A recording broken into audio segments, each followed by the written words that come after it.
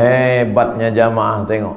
Memang sengaja niat. Ini namanya pertanyaan niat. Diketik, habis itu di print. Cuman ngoyaknya aja agak kasar sedikit.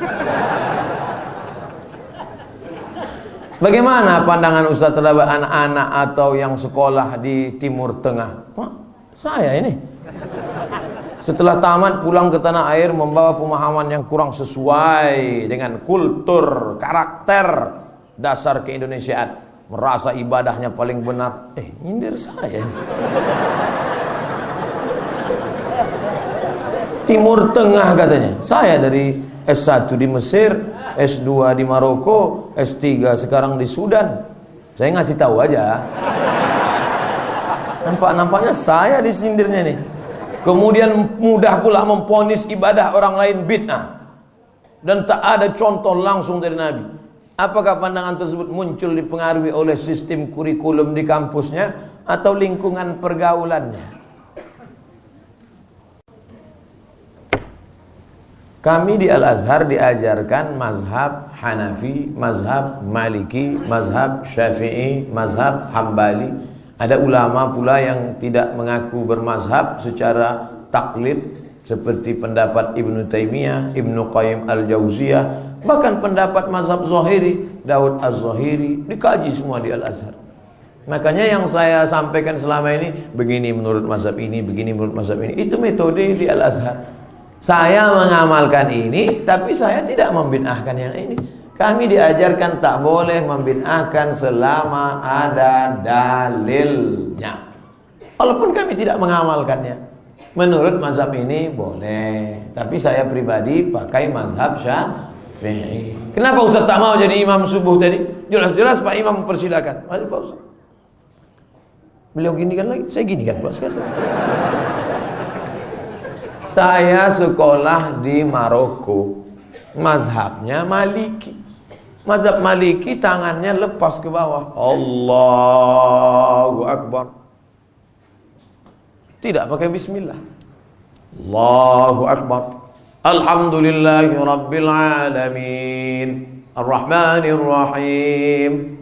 Maliki Yaumiddin. Mimnya pendek, tak panjang, karena qiraatnya Warsh. Ghairil maghdubi alaihim waladdallin. Amin. Asy-syaitanu ya'idukumul faqra wa ya'murukum bis-su'i wal fahsya. Wallahu ya'idukum maghfiratan minhu wa fadla. Wallahu wasi'un 'alim. Rakaat kedua kunutnya sebelum ruku. Kunut mazhab Maliki, kunutnya sebelum ruku. Wallahu wasi'un 'alim. Kunutnya tak berbunyi, kunut silent. Allahu Akbar. Andai saya bawa mazhab Maliki tadi jadi imam saya sholat subuh di sini, benar apa salah? Apa pula salah? Kalau salah mazhab Maliki, salahlah sekolah saya, salahlah guru-guru saya, salahlah Imam Malik bin Anas. Kalau saya bawa tadi sholat mazhab Maliki, salahkah sholat saya? Tidak salah, tapi adab dakwah saya salah karena membawa mazhab lain ke tengah masyarakat bermazhab Syafi'i.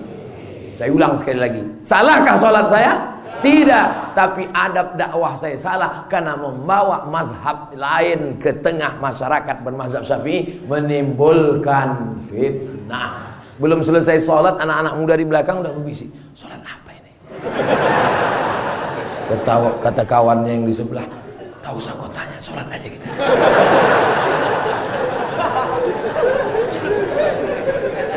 Gak boleh ngomong, gak boleh ngomong sedang sholat. Sedang sholat nih. Itulah makanya ada mata pelajaran kami dulu di Al-Azhar namanya fiqhud dakwah, fikih dakwah. Memahami keadaan dakwah orang lain. Jangan kita pulang bukan menyelesaikan masalah, menimbulkan masalah. Akhirnya balik kita ke kampung, semua di kampung itu masuk neraka. Akhirnya sorga yang dibuat Allah begitu luas, seluas langit dan bumi, isinya cuma 3 aja dia. Ustadz tuh bininya sama mertuanya. Yang lain bapaknya pun masuk neraka, emaknya pun masuk neraka. Emak baca Yasin masuk neraka, bapak tahlil masuk neraka. Kata bapaknya, Kata maknya rasa-rasa nyesal aku mengandung kau dulu.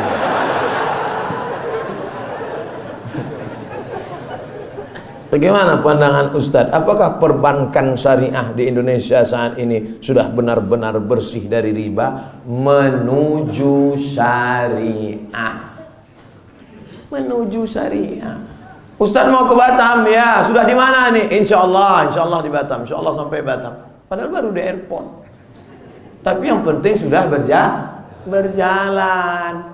Apakah kalau kita mati nanti ini selesai syariah ini selesai komplit 100%? Gimana mau selesai kalau kita tidak membantu mensupport ini? Oleh sebab itu maka kita menabung, berinvestasi, pinjam meminjam, mudharabah, murabahah di perbankan syariah. Khususnya kita di Riau Kepri, tentu bank kita duluan, Bank Riau Kepri Syariah. Menenangkan. Pak Ustadz, apa hukum kerja ojek online? Kadang dapat penumpang anak gadis, tanpa disadari bersentuhan. Bisa tak di-request nenek-nenek aja? Tak bisa. Kira-kira bisa tak? Kesankan ke perusahaan tuh, saya muslim, anak lajang, belum nikah, takut saya silap. Membonceng anak gadis ini dua kemungkinan. Kalau tak dia silap, kita silap. Nah, jadi sebenarnya bisa itu diatur. Makanya kalau tuh ojeknya ngaji dan administrator adminnya juga ngaji, bisa diaturnya. Nah, ini untuk yang anak gadis kasih ke bapak nih. Bapak ini selalu buat tasbih, berzikir aja nih. Atau ada ojek perempuan, ini bisa. Tapi kalau ada kerja lain yang hilang dari syubhat, tak ada lain Pak Ustaz. Saya pun sedang susah pula. Ini anak masih kecil, ada pula dalam kandungan, rumah lagi ngontrak ini, pakailah hukum darurat. Tapi kalau tak darurat, hanya mau cari kaya, tapi rasanya saudara kita ini sedang memerlukan, dalam keadaan terdesak, mau minjam kepada orang malu, maka pakai hukum darurat. Banyak-banyak bertasbih aja lah waktu apa tuh. Makin dipegangnya pinggang tuh makin cepat tasbih. Subhanallah. Mudah-mudahan Allah membukakan pintu rezeki saudara-saudara kita. Saya kerja sebagai cleaning service di mall. Banyak pengunjung yang buka aurat. Bagaimana juga Pak Ustaz? Tak usah tengok pengunjung itu. Tengok aja lantai itu. Asal nampak-nampak itu juga. Nampak-nampak tundukkan banyak. Ustaz Somad macam enggak pernah ke mall aja. Saya ke mall. Kadang bawa anak hari Ahad ke mall. Tak kenal orang Pak Ustaz. Saya pakai masker. Pakai topi, pakai kacamata hitam. Man in black. Mana orang kenal? Nah, saya juga ke mall kadang cari buku. Ada toko buku di mall. Oleh sebab itu maka kita hindari ini. Masalahnya dia bukan masalah jalan, gajinya. Selama gaji itu diberikan oleh perusahaan bukan riba, dan engkau pula bekerja di situ titik peluh keringat, kasar tanganmu yang kasar itulah nanti yang akan bersalaman dengan tangan Nabi Muhammad sallallahu alaihi wasallam. Adapun tangan yang halus karena tanda tangan tapi riba, tapi kolusi, tapi haram, itulah tangan yang akan dikena azab Allah Subhanahu wa taala. Oleh sebab itu istiqomah beramal, kerja, mudah-mudahan Allah kalau sudah mau bukakan pintu rezeki, wallahu wasi'un alim. Maha luas rezeki Allah. Berapa banyak orang yang merantau tak ada apa-apa, sekarang menjadi orang yang luar biasa. From zero to hero. Dari nol menjadi pahlawan. Takbir. Bagaimana hukum orang menunda daftar haji? Misalnya sudah ada rezeki tapi tak dipakai. Inilah faqra dari faqra. Jangan berangkat haji. Jangan store ONH. Nanti kau susah. Lawan dia. Setan, aku mau ke bank nih nyetor. Rumah, beli mobil dan sebagainya. Bayar. Store ONH. Yang berangkat umrah Allah ganti insyaallah. Amin. Anggapan dia masih muda, padahal slogan di bank syariah berhajilah selagi muda. Store aja dari sekarang, nanti dimudahkan Allah. Ada aja cara Allah untuk membalas. Innama amruhu iza arada syai'an ayaqula lahu kun. Inilah iman. Ini ujian iman ini. Banyak orang tak lulus ujian iman. Gimana baiknya bila baru masuk Islam untuk sholat, sedangkan dia belum hafal bacaannya? Fatihah saja. karena rukun Fatihah. Iftitah sunat, ayat sunat. Allahu Akbar, Fatihah. Bukan itu bacaan Fatihah. 7 ayat. Alhamdulillah, bismillahirrahmanirrahim. Alhamdulillahirabbil alamin. Arrahmanir rahim. Maliki yaumiddin. Iyyaka na'budu wa iyyaka nasta'in. Ihdinas shiratal mustaqim, shiratal ladzina an'amta 'alaihim ghairil maghdubi 'alaihim waladdallin. Amin. Tak hafal 7 ayat, ayat lain semacam 7 ayat. Tak hafal juga ayat lain sepanjang 7 ayat, ayat yang sama diulang 7 ayat. Bismillahirrahmanirrahim. Bismillahirrahmanirrahim. Bismillahirrahmanirrahim. Bismillahirrahmanirrahim. Bismillahirrahmanirrahim. Bismillahirrahmanirrahim. Bismillahirrahmanirrahim. Nah, itu bagi yang awal-awal masuk Islam. Makanya mesti ada mu'allab center. Mu'allab center artinya pusat mu'allab, bukan mu'allab yang membawa center. Jangan sampai di masjid kita setelah mari saksikan ini ada saudara kita mau bersyahadat. Habis syahadat kasih kain sarung, lepas. Murtad balik. Sekampung kita ikut berdosa. Kenapa tak kita bimbing dia? Ada di Batam Mu'allab Center? Ragu. Mesti ada. Harus kita rangkul, harus bersama. Saya di Bandung sholat di Masjid Lausan. Selama ini kita tahu Masjid Al-Ikhlas, Masjid At-Taqwa. Ini enggak, Masjid Lausan. Hanya kencong-kencong lah. Masjid Lausan. Di situ saudara kita mu'alaf dari Tionghoa banyak, masya Allah, tabarakallah, khusus masjid bagus. Kita dari Singapura, Batam boleh buat jamak qasar tak Pak Ustaz? Singapura ke Batam, qasar bukan lewat negara, bukan pula lewat air, tapi jarak 89 kilometer. Yang payah ngapal 89, ingat aja Wali Songo. Siji loro telu papat lima enam pitu wolu Songo 90 km, 89 km. Dari Singapura ke Batam sampai 89. Jadi bukan jaraknya negara. Dari Batam ke Pekanbaru satu negara Indonesia. Tapi boleh jamak qasar. Dari Batam ke Singapura tak sampai jarak qasar. Tapi saya udah keluar negeri. Siapa pula bilang ada rukun jarak qasar? Boleh mengqasar satu kalau keluar negeri. Ada itu. Singapura itu Melayu dulu. Ini kerajaan Riau Lingga. Ini dulu dikuasai kerajaan Riau Lingga. Singapura itu pun masih Riau Lingga. Nama kerajaannya Melayu kecil Tumasik. Dulu Tumasik namanya. Sedangkan kami kerajaan Melayu juga, Siak Sri Indrapura. Medan itu kerajaan Melayu juga, Melayu Delhi. Nama istananya Al-Masud, istananya Maimun. Masih sama-sama kerajaan Melayu. Jadi tetap sholat 4 rakaat zuhur, 4 rakaat asar, tidak jamak, tidak qasar, karena tak cukup rukun syarat untuk jamak qasar. Jadi yang baiknya ada katanya boleh Pak Ustaz, ada katanya tak boleh. Tak usah ikut katanya. Ngikut adalah kata ulama. Jadi yang mengatakan 89 km itu tadi siapa Pak Ustaz? Buka kitab Al-Fiqhul Islami wa Adillatuh Syekh Wahbah Az-Zuhaili. Bagaimana hukum memberangkatkan orang tua untuk melaksanakan haji? Oh, inilah bakti yang paling bagus. Kita gendong mak kita dari Batam ini ke Makkah, balik lagi belum tentu dapat membalas budi baik dia. Mudah-mudahan yang memberangkatkan haji itu dibalas Allah sebagai birrul walidain. Tapi solat bapak saya masih bolong-bolong. Bapak nih udah mau diberangkatkan haji pun tak sembahyang juga. Sembahyanglah Pak. Hai bapak-bapak yang belum juga bertobat. Anak kalian sudah hijrah, anak kalian sudah pengajian, kalian pula tak sembahyang. Mestinya orang tua yang menunjukkan. Emang dunia ini udah terbalik-balik sekarang. Dulu kita nasihati kenakalan remaja, rupanya sekarang kenakalan bapak-bapak. Kenapa lagi kalian tak sembahyang Pak? Udah di pintu kubur, udah bawa tanah, tak juga sembahyang. Saya tak mau nasihati. Di mana-mana yang saya nasihati ada anak-anak muda. Kemarin dengan KNPI, Pemuda Pancasila, dengan FPI. Anak muda, hijrah. Orang tua ini tak usah diceramahi lagi, udah bawa tanah udah.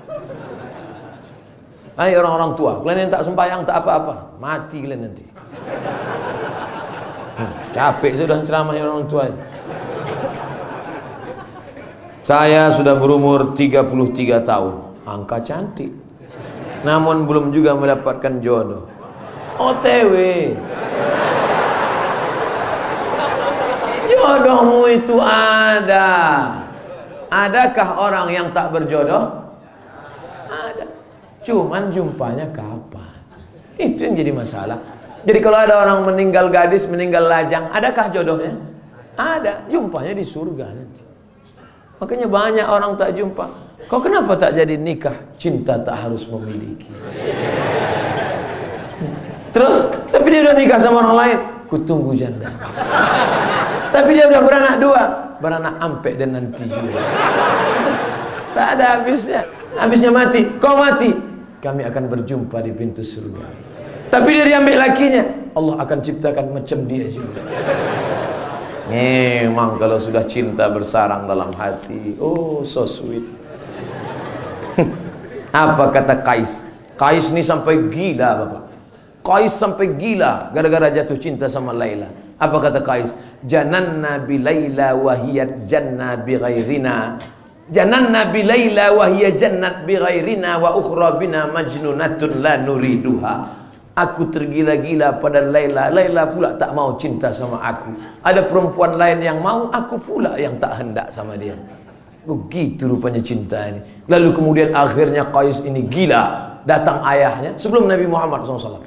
Datang ayahnya membawa Qais berdoa di pintu Ka'bah. Akhirnya Qais pun sembuh. Makanya Qais salah satu mukjizat kesembuhan, sembuh di dinding Ka'bah. Makanya kalau ada anak kita tergila-gila, bawalah doa di samping pintu Ka'bah. Sampai akhirnya datang orang bertanya kepada Qais. Qais, ya, kau lebih pilih Laila atau dunia beserta isinya? Laghubaru li'aliha ahabbu ilayya wa asfa li balwaha. Debu yang menempel di sandal Qais lebih kucinta daripada dunia beserta isinya. Debu menempel di sandal Laila lebih kucinta daripada dunia beserta isinya. Memang kalau sudah bersarang cinta dalam hati. Cuman apa? Ingat mantan enggak? Saya mancing mereka aja, Bu. Kata ibu itu dari atas, awas kau balik. Tak ada sarapan pagi ini. Kiat-kiat apa yang harus saya lakukan agar saya dapat bertemu dengan jodoh saya? Jodoh itu rezeki apa tak rezeki? Rezeki. Air ini rezeki apa tak rezeki? Rezeki diatur Allah apa tidak? Kalau rezeki ini, kalau air ini rezeki saya, berarti air ini juga jodoh saya, betul? Ini sudah ditetapkan Allah untuk saya, betul? Mungkinkah air ini masuk ke mulut saya kalau saya tak ada ikhtiar dan usaha? Mau dia masuk? Harus ada usaha menggerakkan tangan, membuka tutupnya, mendekat ke mulut. Itulah ahlus sunnah wal jamaah. Namanya al-kasbu. Al-kasbu bahasa lainnya ikhtiar. Yang lajang-lajang, datanglah kalian ke ustaz-ustaz. Ini mereka ni banyak stok-stok mereka. Datanglah. Assalamualaikum Ustaz. Waalaikumsalam. Saya belum nikah nih Pak Ustaz. Aku tahu dari tatapan matamu. Ustaz kan banyak jamaah Ustaz. Ada grup-grup WA tuh, grup jombloan sejati, grup hijabers tanpa laki. Dalam Ustaz carikan untuk saya satu Ustaz. Cantik, kaya, orang tuanya banyak tanah ruko, sudah di ruang ICU, taat beragama, orangnya sopan. Kalau ada macam itu, ngapain ku kasih ke kau?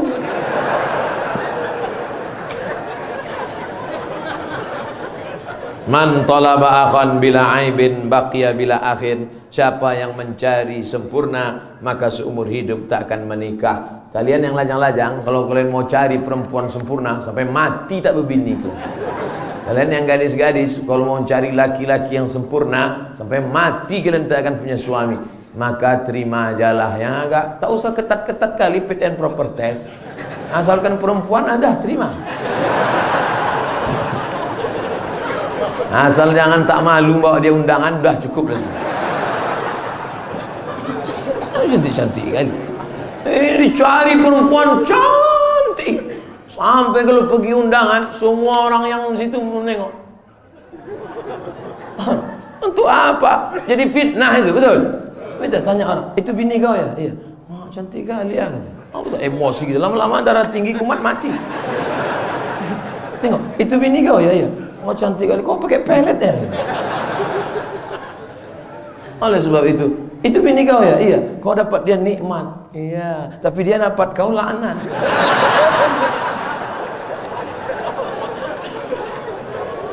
Ketika saya antar jemput anak saya, ini panjang nih ceritanya.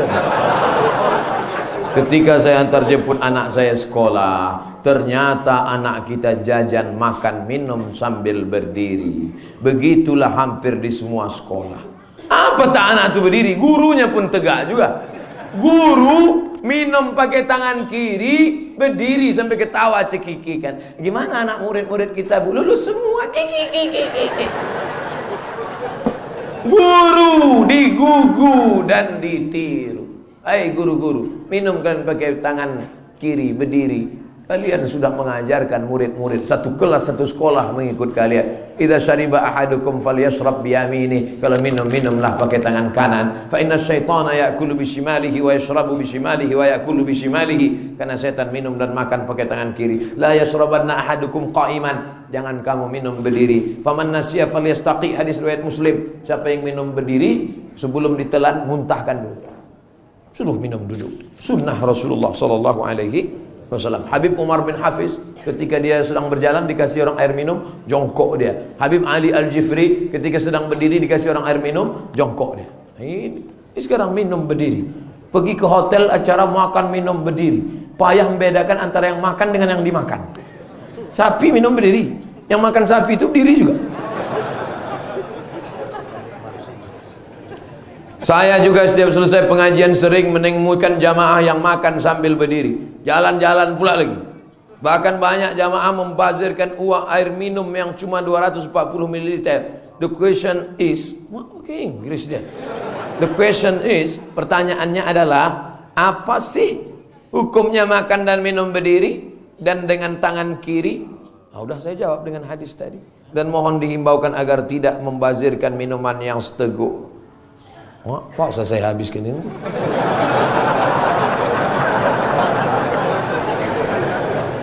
Kalau kita minum, cari minum yang gelas tuh, gelas atau botol yang kecil, kecil, minum habis. Mubazir sayang. Innal mubazzirina kanu ikhwana syayatin. Orang mubazir saudara setan. Setan kalau udah nengok orang mubazir, hai brother, hai saudaraku sesama setan. Ikatan setan-setan. Bagaimana imam kita biar selalu stabil?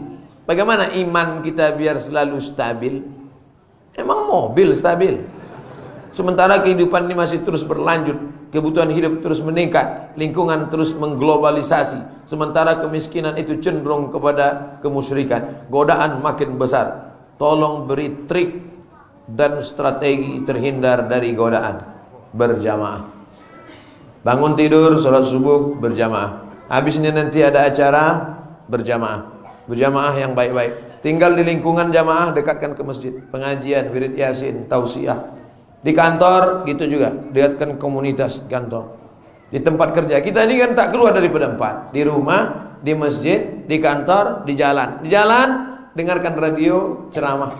Nonton TV ceramah. Sinetron, infotainment yang merusak, matikan. Handphone juga, grup WA tausiah.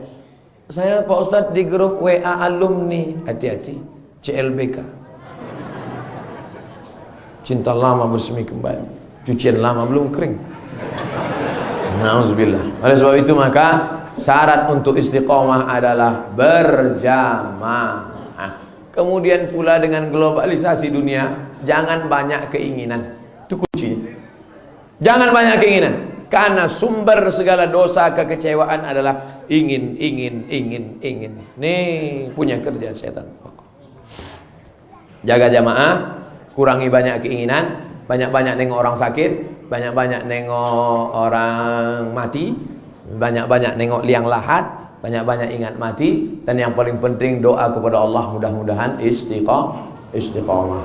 Jam 6.28, pengajian 60 menit, tanya jawab 30 menit. Sekarang kita berdoa mohon ampun pada Allah. Astaghfirullahaladzim, astaghfirullahaladzim, astaghfirullahaladzim alladzi la ilaha illa huwal hayyul qayyum wa atubu ilaihi.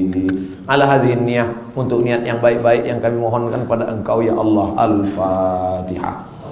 A'udzu billahi minasy syaithanir rajim. Bismillahirrahmanirrahim. Alhamdulillahi rabbil alamin. Arrahmanir rahim. Maliki yaumiddin. Iyyaka na'budu wa iyyaka nasta'in. Ihdinas siratal mustaqim. Siratal ladzina an'amta 'alaihim ghairil maghdubi 'alaihim waladdallin. Amin. Allahumma shalli ala sayyidina Muhammad wa ala sayyidina Muhammad salatan tunjina biha min jami'il ahwali wal afat. Dengan salawat kepada Nabi Muhammad SAW kami mohon lepaskan kami dari segala musibah ya Allah. Wa taqdi lana biha jami'al hajat. Dengan salawat kepada Nabi Muhammad tunaikan segala hajat-hajat kami ya Allah. Yang belum ada jodoh jumpakan pertemuan jodohnya ya Allah. Yang sudah menikah berikan anak yang soleh dan solihah ya Allah. Wa tutahhiruna biha min jami'is sayyi'at. Dan segala dosa silap salah kami sucikan kami dari dosa-dosa ya Allah. Wa tuballighuna biha aqsal ghayat min jami'il khairati fil hayati wa ba'dal mamat. Dengan salawat kepada Nabi Muhammad SAW sampaikanlah segala hajat dunia, hajat akhirat ya Allah. Innaka sami'un qaribun mujibud da'wat. Engkau maha mendengar, maha mengabulkan segala doa. Allahumma adfa'na al-ghala wal waba wal fahsya wal riba wal zina wal munkar. Selamatkan kami dari malapetaka, bencana, musibah, riba, zina, perbuatan keji dan munkar. Ya muqallibal qulub, wahai kau yang membolak-balikkan hati, sabit qulubana, kokohkan hati kami, ala dinik, dalam agamamu, wa ala ta'atik, dalam ketaatan padamu ya Allah. Allahumma khtim lana bi husnil khatimah wa la takhtim alaina bi su'il khatimah. Allahumma ja'al akhira kalamina inna intihai ajalina. Jadikan akhir kalam kami ketika ajal kami sampai, yang terakhir keluar dari mulut kami la ilaha illallah Muhammadur Rasulullah SAW. Rabbana atina fid dunya hasanah wa fil akhirati hasanah wa qina adzabannar. Wa sallallahu ala sayyidina maulana Muhammad wa ala alihi washabihi wasallam. Walhamdulillahi rabbil alamin.